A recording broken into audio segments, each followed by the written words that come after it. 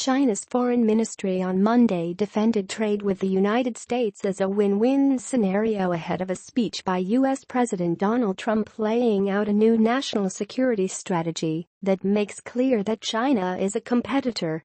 Trump has praised Chinese President Xi Jinping while also demanding that Beijing increase pressure on North Korea over its nuclear program and changes in trade practices to make them more favorable to the United States.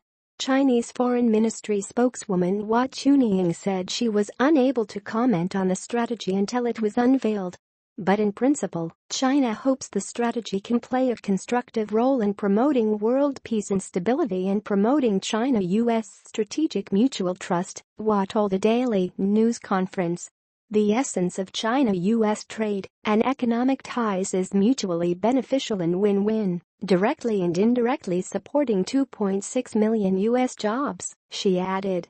In 2015, the profits of U.S. firms that invested in China reached $36.2 billion, and China will continue to support trade and investment liberalization, Hua said.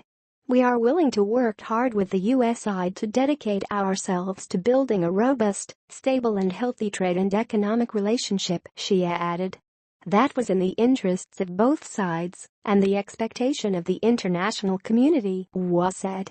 The national security strategy, to be rolled out in Trump's speech, should not be seen as a bid to contain China, but rather to offer a clear-eyed look at the challenges it poses, said U.S. officials who spoke on condition of anonymity.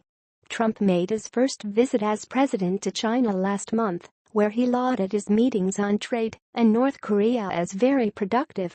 Washington has refrained from pushing harder on trade because it needs China's cooperation on North Korea, though Xi, at least in public, when Trump was in Beijing, went no further than reiterating China's determination to achieve denuclearization through talks.